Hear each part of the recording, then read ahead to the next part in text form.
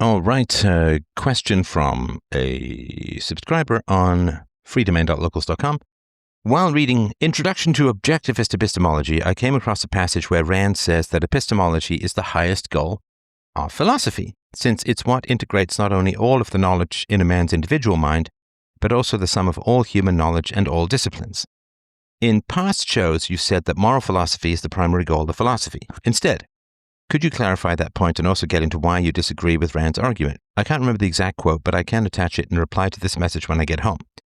Thank you for the effort you put into explaining philosophy in an easily understandable way. Adding the quote. This is from Rand. Who, then, is to keep order in the organization of man's conceptual vocabulary, suggest the changes or expansions of definitions, formulate the principles of cognition and the criteria of science, protect the objectivity of methods and the communications within and among the special sciences, and provide the guidelines for the integration of man's knowledge? The answer is philosophy. These precisely are the tasks of epistemology. The highest responsibility of philosophers is to serve as the guardians and integrators of human knowledge. Philosophy is the foundation of science. Epistemology is the foundation of philosophy. It is with a new approach to epistemology that the rebirth of philosophy has to begin. She's so good. Yeah, we love the rant. Okay, so, Ms. Rosenbaum. So, great question. I will lay out my case, and hopefully it will make good sense, and hopefully I will be right. It's always a reasonable or decent goal. So, to understand what was going on with Ayn Rand, and why she would say that, is she believed that she had solved the problem of human ethics. Because with the virtue of selfishness, she said, basically the moral argument is that virtue is that which is best for the survival and flourishing of mankind. This is the sort of syllogism. So virtue is that which is best for the survival and flourishing of mankind. Reason is best for the survival and flourishing of mankind, and therefore reason is virtue. The problem is you can disagree with that and disbelieve in that while still remaining in the paradigm. So rather than saying, it's funny because she's an individualist, right? She's an individual, and I would think it has something to do with her own personal corruption in terms of sleeping with students and all other kinds of stuff. Or not students, but sleeping with people who were followers, and the affair that she had with Nathaniel Brandon. So there was a certain amount of selfishness that she herself had, and that did not help. I think these arguments. So the problem with that formulation is you can disagree with it. And what are the results? If you say, listen, I'm a guy without much conscience, I'm a guy, you could say, who is a good liar, I'm a guy who's a good manipulator. So for me, not being rational gets me the most resources, right? And then she would have to say, yes, but that's negative for society as a whole, right? But then, of course, you can easily say, but you're not a collectivist. So if anti-rationality is better for an individual, then he's selfish that way, and he lies and cheats and is a con man, and it's way easier for him to get resources.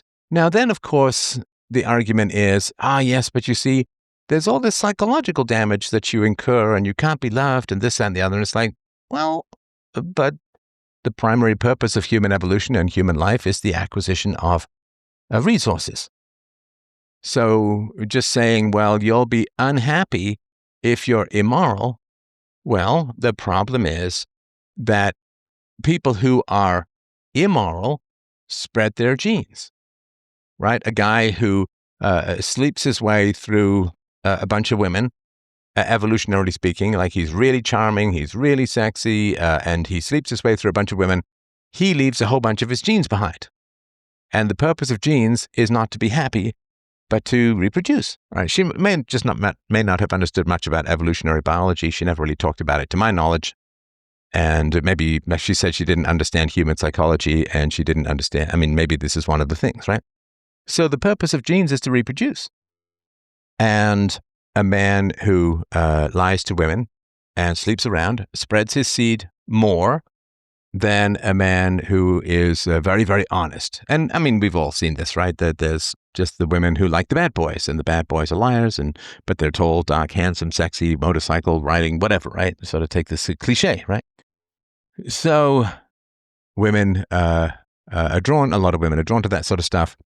And so the fact that he lies allows him to acquire resources with less effort, right? The sort of music man, con man thing, right?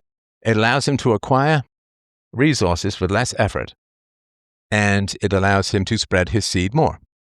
Now, if you're going to say that which is good for man's survival and flourishing, and you say, well, survival and flourishing has to do with genetics, and it's really important. Like, why do people lie? Because it works. Why are people violent? Because it works. The people who couldn't beat me in argument got me deplatformed. It fucking works.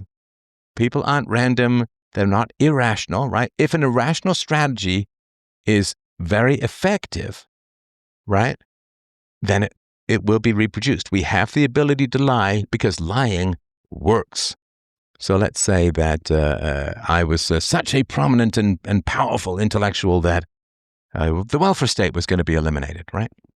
Well, if that's the case, then people who are dependent upon the welfare state would lie about me, would try to kill me, would get me deplatformed, would do just about anything to shut me up and scare people into going back to giving them resources, right?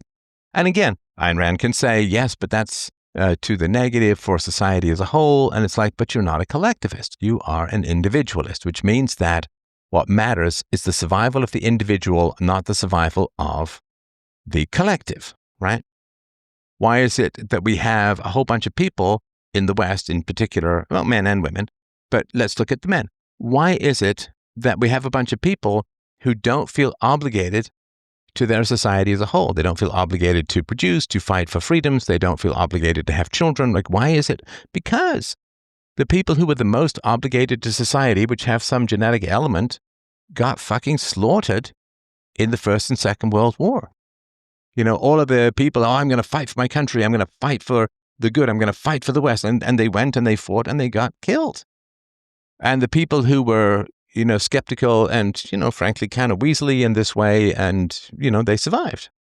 And the loyalists are gone, and the amoral survivalists are ruling, and that, you know, so saying that the rational is what advances and causes human life to flourish, the moral is what causes human life to flourish, and the rational causes human life to flourish, and therefore the rational is the moral. Well, what if you disagree?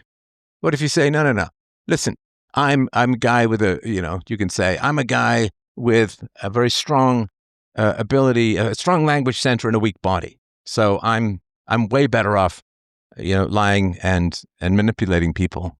You know, maybe I don't have the charisma to be an actor, but I can lie and manipulate people and get resources that way, right? Okay. So you lie and you get resources that way, and you get more resources from lying and manipulating than you do from doing, you know, hard manual labor. You're better off. You win. Ayn Rand would say, but no, because bad for society as a whole. Well, that's not how human beings work. Or, to put it another way, the human beings who sacrificed themselves for the good of society as a whole got again fucking slaughtered in the 2 world wars. And the people who lied and cried, right? Because Ayn Rand was writing she died in 1980, right? So she was writing, obviously, in the 40s and 50s, was Atlas Shrugged, 53 or something like that. So prior to the welfare state, really. And the welfare state has taken resources from the responsible and the hardworking and those willing to make sacrifices, and it's transferred those resources through the power of the state to people who are not responsible and who cry and who are aggressive and manipulate and play the victim and all of that, right? So those genes, those mindset, and whether it's genetic or the mindset doesn't really matter, right? That mindset is spreading like wildfire. The responsible are getting punished, the irresponsible are being rewarded, and so the irresponsibility is spreading and responsibility is diminishing. Say, yes, but it's not good for society as a whole. But that's not how That's not how the world works, right? Again, you go to somebody who's just won the lottery, some government lottery, right? And you say, you shouldn't cash that check because it's bad for society as a whole. You just won $10 million, higher than 10 million, hundreds of millions in the States sometimes. So let's just say $10 million. You've just won $10 million. You say, but it's government money. It's going to increase taxes, more money printing, more debt. And of course, by cashing the lottery ticket and by posing with it and so on, then, what happens is you end up promoting playing the lottery, which is bad for the poor. And so, he's going to say, no, I'm going to get my $10 million. Thank you very much. But it's not rational. It's coerced money. It's, whatever, right? Well, what are you going to say? I mean, it's good for him to get the $10 million. Oh, but it's bad for society as a whole. He disagrees. It's $10 million. It's like tax-free in a lot of places, right? It's $10 million. Right. It's like saying to people in the business world, well, you shouldn't do business with the government because the government is inefficient and it's just going to raise your taxes and so on. It's like, well, but I've got to make my payroll and the government's offering me $1 million for this business, right? Okay. What are you going to do? So Ayn Rand genuinely felt that she had solved the problem of ethics when she had not solved the problem of ethics, right? What do you do with people who disagree? Now, of course, she can say, well, society would pass laws and this and that and the other. But, then, of course, if you're a good thief and society is passing laws, then you just become one of the lawmakers and then you're away to the races. You're fine, right? So you say, yes, but what about UPB? How does UPB solve this problem? Well, UPB is rape, theft, assault, and murder can never be universally preferable behavior, and you can't disagree with it. You can't. And even people who hate the theory, even people who hate me, they think I'm the worst guy and it's the most terrible theory. When I run through the theory with them, they cannot disprove it. They cannot overturn it. Now, again, I understand that doesn't turn it into a species of physics that people have to obey no matter what, but it means that they can't disagree with it. Now, you can disagree with Ayn Rand and say, listen, what's best for me is cashing the lottery ticket, right? That's what's best for me. Yeah, well, it's not rational. It's government money, promoting gambling, blah, blah, blah. Yeah, you better get $2 million. It's good for me. Spreading my seed by lying to women and misleading women or promising that I'll be there forever. Will you still love me tomorrow, right? Promising I'll be with the women forever, blah, blah, blah. Well, that gets me laid. And that's good for me. I like it, whatever, right? All the stuff you talk about. So Ayn Rand thought she had solved the problem of ethics when she had not solved the problem of ethics. And when you haven't solved the problem of ethics, you have to get progressively more aggressive. I personally think that Ayn Rand knew that she hadn't solved the problem of ethics. And because she knew she hadn't solved the problem of ethics, she became increasingly bitter, resentful, and hedonistic. Because, the last couple of decades of Ayn Rand's life were not an ennobling spectacle, to put it mildly, and I think it's because she knew that she hadn't. And of course, if she had solved the problem of ethics and had truly universalized the non-aggression principle, then she would not have written the ending of Atlas Shrugged that she'd written, which is, we just need to fix the Constitution and we'll be fine. And it's like, no. Because people just find ways around it, right? So in America, there's freedom of speech. The government can't compel you can't throw you in jail for your freedom of speech, and there's no such thing as hate speech. Okay, I'll get all of that. But government agencies can just, pressure social media companies who aren't covered in that way by the First Amendment to simply deplatform you, right? Easy peasy. Easy peasy. No, but it's in the Constitution. Like, yeah, well, people just find a way around it, right? People just find a way around it. That's what they do. So she was frustrated, and I understand it, right? She was frustrated at the fact that, she never put it this way to my knowledge, this is sort of an original idea of mine, that if you base your morals on God, then you can just disbelieve in God and you're no longer covered by morals. And so she said this, flourishing of mankind stuff which is a kind of an odd sort of collectivism, right? That human beings make moral decisions based upon their individual standards. Good for me, right? She says, selfishness is good, but morality should serve that which is best for mankind as a whole. And it's like, that's a huge contradiction. But if you've put out, and you're kind of wed to what you've put out, it's really tough for some people to change their minds, right?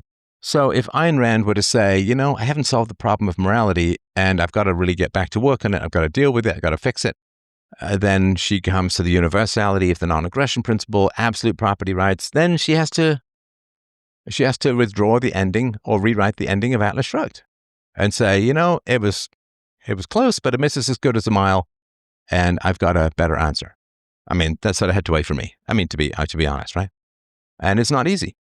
And I've been studying philosophy for 20 years, and I largely accepted, with some unease, the argument for morality that comes out of objectivism, right? And what do you do with people who disagree? Well, you can't disagree with UPB without saying it's logically contradictory to say that rape, theft, assault, and murder can be universally preferable behavior. It is impossible for, say, theft to be universally preferable behavior, right? So once you've got people on that, then now they can say, no, it's possible for theft to be universally preferable behavior. And you say, yes, but it's self-contradictory. And they can't resolve that contradiction. It is self-contradictory to say theft can be universally preferable behavior. So they have to admit that. Now, they admit that, and was it John Balfour who called in? They admit that, and then they say, well, so what, right? It's like, and I said to him, it's kind of a big deal. It's like, we've just done a very big thing. Rape, theft, assault, and murder can never be universally preferable behavior. So Ayn Rand would have had to withdraw the ending of Atlas Shrugged, her magnum opus, and that's a pretty big thing. That's a pretty big deal, right? And she would have been castigated for, so you were certain of Atlas Shrugged, now you're not. Are you certain of this too, right? I mean, it's tough to withdraw because a lot of petty people will use it against you. It's tough to withdraw a public conclusion. I was fortunate that I really haven't had to withdraw too many public pronouncements. I was too harsh on Christianity, for sure. But I'm still not a Christian. And the harshness was really, Christians acted in many ways more nobly over my deplatforming than atheists did. And so I got to see some of the positive benefits. And whether there are positive benefits, you have to acknowledge that. It doesn't mean that I'm withdrawing my metaphysics or epistemology or criticisms of religion as a whole, right? So it's just that atheists turned out to be kind of douche nozzles, to put it mildly. So if Ayn Rand says, as she did, reason is man's primary tool of survival, that which serves man's survival is the good, therefore reason is the good. Well, if she accepts that that's the answer, then her primary job is not a theory of ethics, but a validation of reason. Because she's saying, look, if people accept reason, then they will promote reason as the good.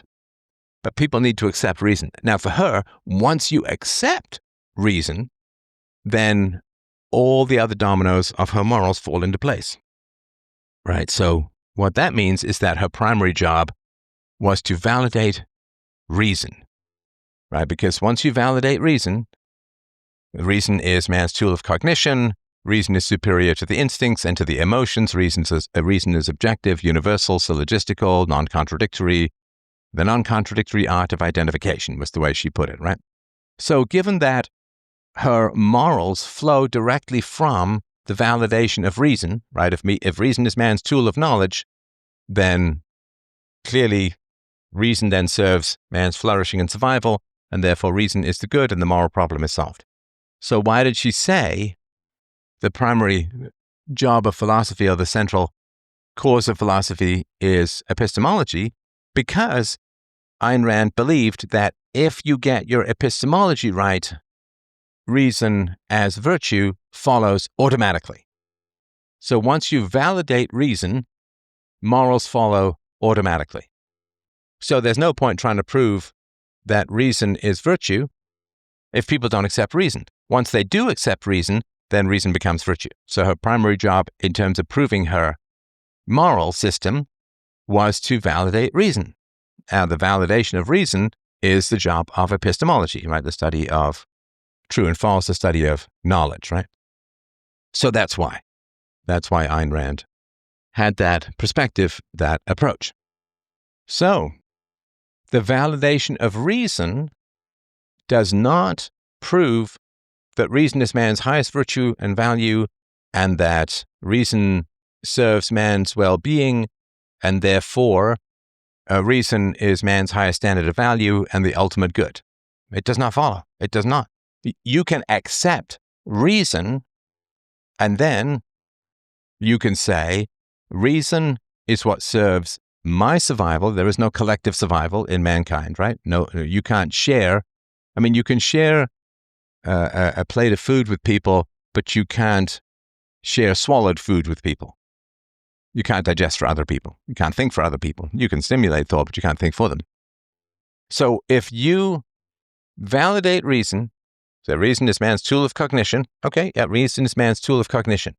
And if you say reason serves egoism, reason serves self-interest, okay, then there's good reason to lie if lying gets you more resources than telling the truth. There's good reason to do it.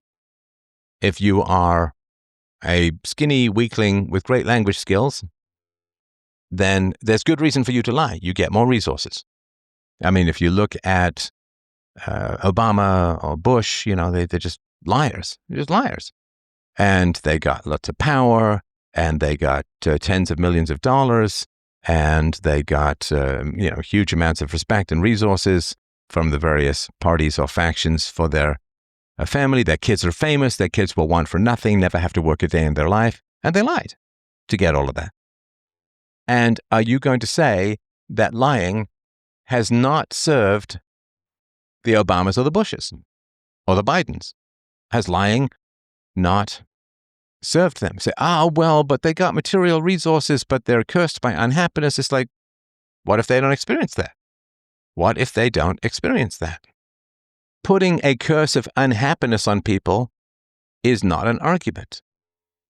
Saying, well, I'm unhappy when I lie, therefore lying makes all people unhappy, is a fundamental misunderstanding of human motivations and consciousness.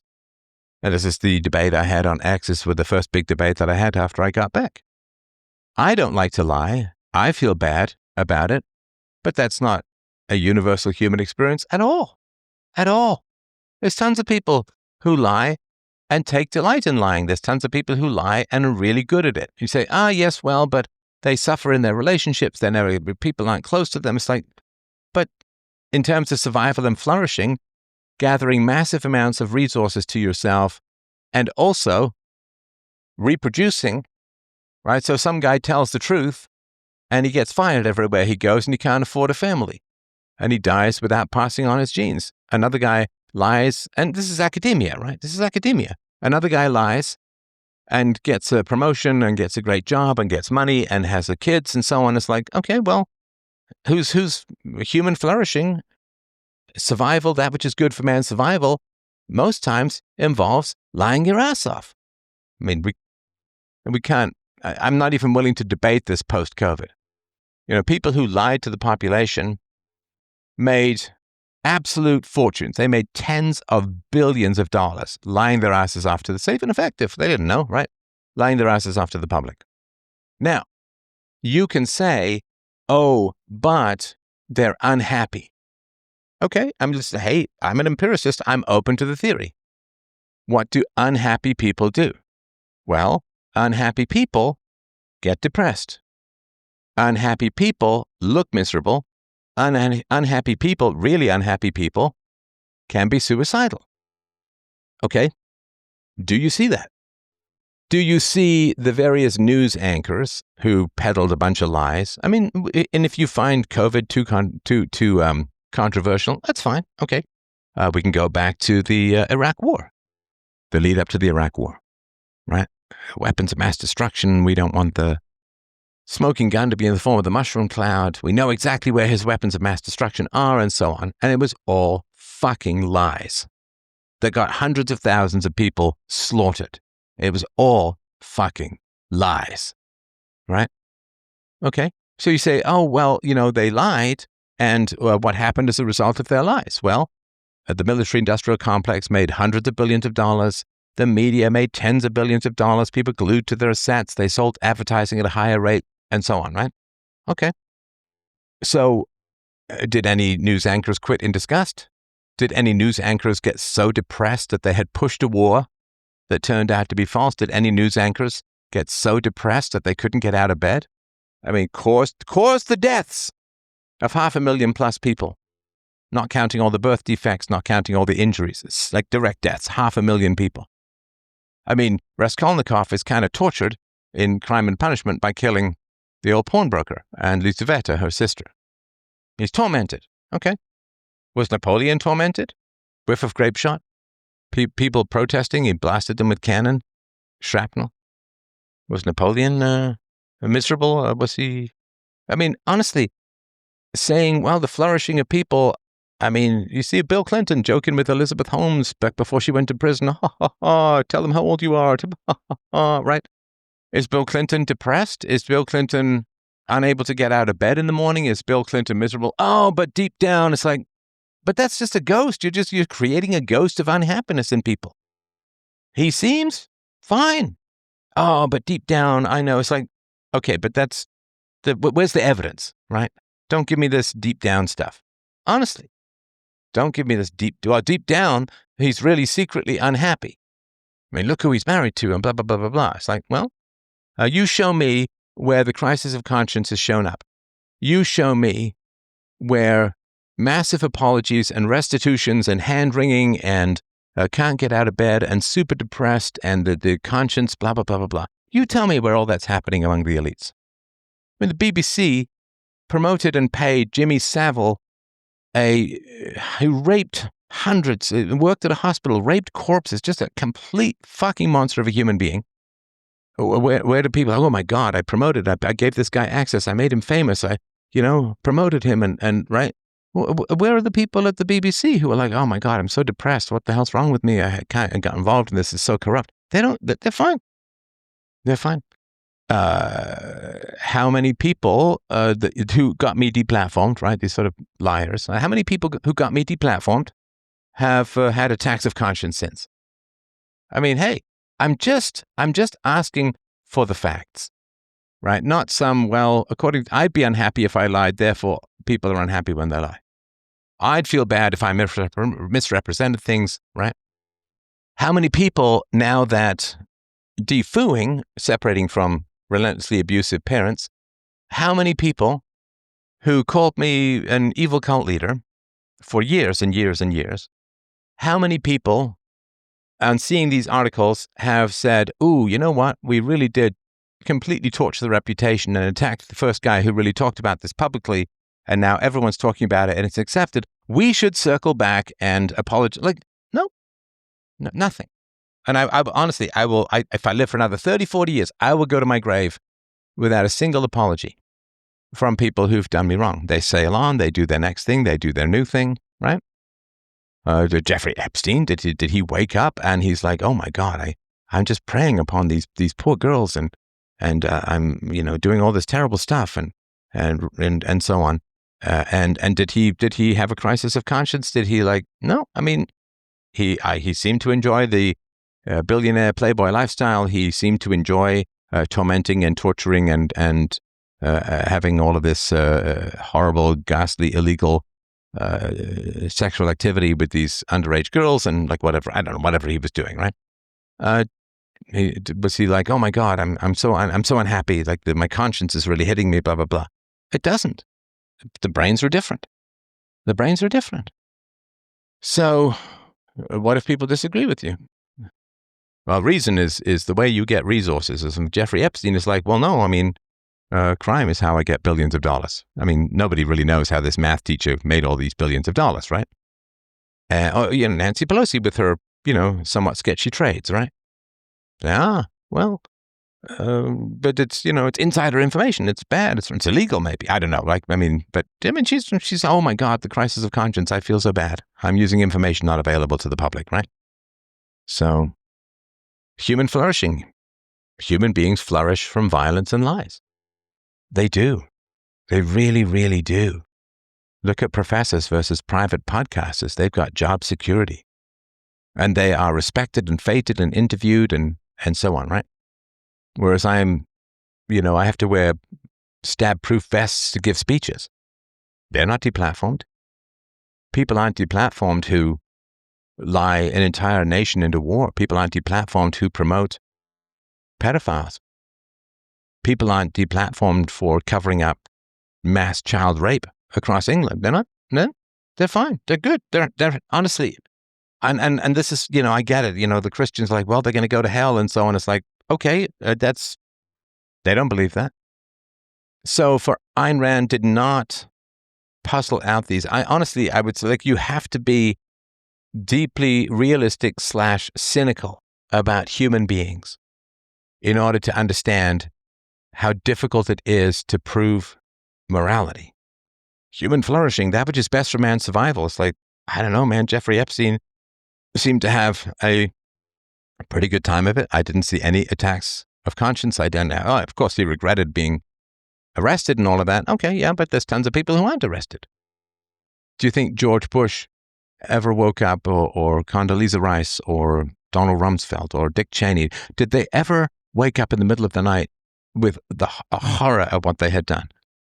Do you think Barack Obama is looking at the premiums that people are having to pay to get health care? Right? People who went from a couple of $100 to a couple of $1,000 a month with massive deductibles. Right? Do you think that Barack Obama wakes up and is like, oh my God, like the things that I did and blah, blah, blah, I'm so bad, it's so sad, this is not what I wanted, poor people are going bankrupt for healthcare and I was in... He doesn't. I guarantee you, he does not. He does not. It's a basic fact. Did Barack Obama flourish from getting into politics? Of course he did. Of course he did. He has no regrets. He's happy he did it. And he's feted and praised everywhere he goes. Do you think about Joe Biden? Who knows what's going on in that broken hamster wheel of a brain? But do any of the, say always there's people in, do any of the Democrats, or how many of the Democrats look back and say, oh, that's really, really bad. Boy, I really shouldn't have supported that. That's terrible and so on, right? Nope. They just move on to the next thing, move on to the next thing, move on to the next thing. They don't process it at all. And honestly, look in your own life. And, if I'm wrong about this, obviously I'd love to be corrected, but look in your own life. How many people do you know who've had a crisis of conscience, woke up screaming with horror at everything they had done, and became catastrophically depressed or maybe even suicidal? I'm not wishing it on people. I'm just asking, how many people have you known personally who've had a crisis of conscience that lasts? Not, oh, I'm such a bad guy, the drunk, right? Who gets drunk. Oh, I didn't take care of you kids. And the next day he's just totally back to normal. It doesn't last, right? Something that lasts. Something that lasts. All the people with a sense of responsibility and a conscience in the West got wiped out in the 2 world wars. What's left? And the women who loved them, the women who loved and supported these men, I say, oh, well, why did the sort of the awfuls, right, affluent, white, liberal female, why did these women, why did they prefer, like the sort of heat map goes outside, why did they prefer foreigners and outsiders to their own men? Well, because the women who preferred their own men married men who got wiped out in the world wars. They're gone. Those, whether it's genetic or it's a combination of genetics and environment, right? It's all gone. It's all gone. And it ain't coming back anytime soon. So you have to wrestle with the fact that very few people at the moment have much of a conscience. Very few people. I've known a number of Christians who do not forgive. Well, they either forgive the most awful people or they fail to forgive well-meaning people who make mistakes. I've known them. People who get things wrong don't admit it. They just move on to the next thing and never admit fault, right? That's just the reality. That is the reality. And again, maybe it was different in Ayn Rand's day and so on, but I assume that because she grew up under communism, but then she moved to America, and she was intellectually formed prior to World War II. And of course, the effects of World War II took a long time to manifest. And in America, of course, World War I was not nearly as destructive. And of course, neither was it in America for World War II. The Europeans, of course, suffered much more losses than the Americans. But she was around a lot of people with a good deal of integrity and a fair amount of conscience and all this kind of stuff. And, but I don't know. Did Ayn Rand ever have a crisis of conscience and say, I haven't really solved the problem of morality, and also maybe I shouldn't have slept around on my husband, and maybe I shouldn't have slept with a student who was much younger than me, who had a lot of power over, and so on, right? Maybe, just maybe, right? But she didn't even either. She didn't even either. So, yeah, human flourishing? No, human beings flourish very well in the absence of reason. Say, but in the long run, blah, blah, blah. It's like, but that's a collectivist argument. It doesn't work from an individualistic situation. You can't say the virtue of selfishness, and then when people gain a lot more they gain a lot more value and resources and material and respect and so on, they get a lot more of that by not being rational. Well, that's just a fact. It's a fact of life. It's a fact of nature. And so, yeah, Ayn Rand focused on epistemology because she felt if she proved reason, then like dominoes cascading down against their will, if she proved reason, her entire moral system was validated. But it wasn't. And that's why the world had to wait for UPB. All right, thanks everyone. Hope you're doing well. I really appreciate your support. freedomain.com/donate. I'll talk to you soon. Bye.